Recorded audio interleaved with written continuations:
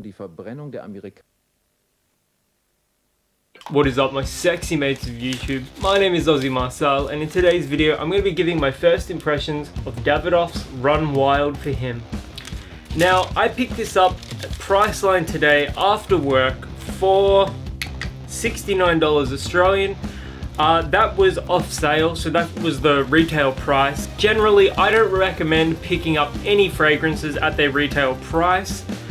You can always do better. Having said that though, when it comes to something that's under $100, I'm willing to let it slide if I can pick it up in person, just purely because of the convenience of it. So I know not all of you are going to be like that. You know, some of you are really going to care about that $19 you could have saved.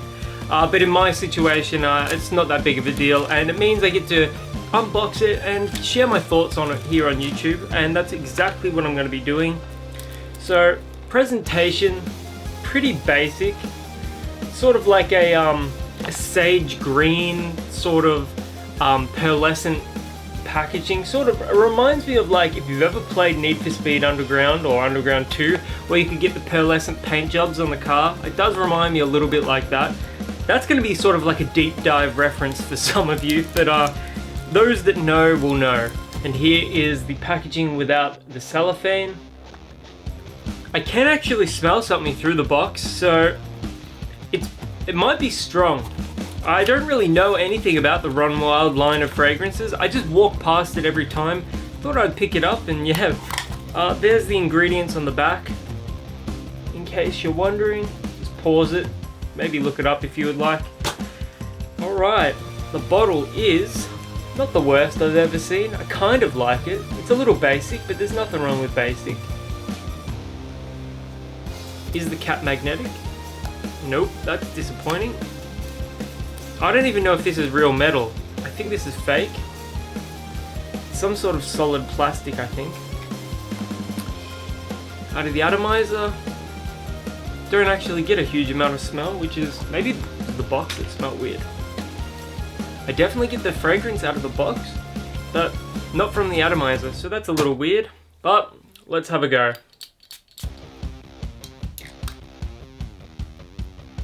Paco Rabanne Invictus.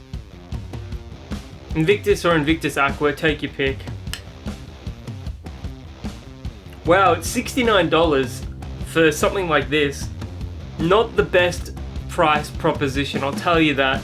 I would much rather spend $12 or $15 on Adidas Champions, the EDT, or the Intense, which is the Eau de Parfum. But having said that though, it also reminds me a little bit of Yves Saint Laurent's Y, except it's like a more green interpretation of it. Yeah, I don't get any blue notes whatsoever. I've got citrus up top, ambroxan or amber, some slight herbaceous qualities, and maybe a touch of earthiness as well. It's actually not a bad scent, and I do prefer this to Paco Rabanne's Invictus and Invictus Aqua. I definitely get no animalic ambergris note. Yeah, it's like a slightly more herbaceous, herbal, earthy, green version of Paco Rabanne's Invictus. It's not bad, it's definitely not bad. I mean, if I had paid 30, 40, maybe even like 45 bucks for this, I would have been pretty happy with it. But it's $69, which is, you know, 70 bucks for all intents and purposes. It's probably not the best value. However, it is still significantly cheaper than Paco Rabanne's Invictus, which, you know, can go upwards of 100 bucks Australian, so you're instantly saving $30 there. I can't comment on the performance just yet, as this is a first impressions video. But yeah, the greenness does actually take over a little bit as it starts to dry down, as it starts to approach the mid. Yeah, definitely prefer this over Invictus and Invictus Aqua, so I know not everyone here is going to agree with that, but, you know, I'm definitely not a fucking Paco Rabanne stan or fan or whatever the hell you call it nowadays. Yeah, it's pretty solid, pretty solid, just not for 70 bucks Australian. If you can get it on sale for like 49 bucks, I have seen it around $48 on sale at Priceline. And I think like on Feeling Sexy Australia and Fragrance X, it definitely goes below the $50 Australian mark for the 100 ml bottle.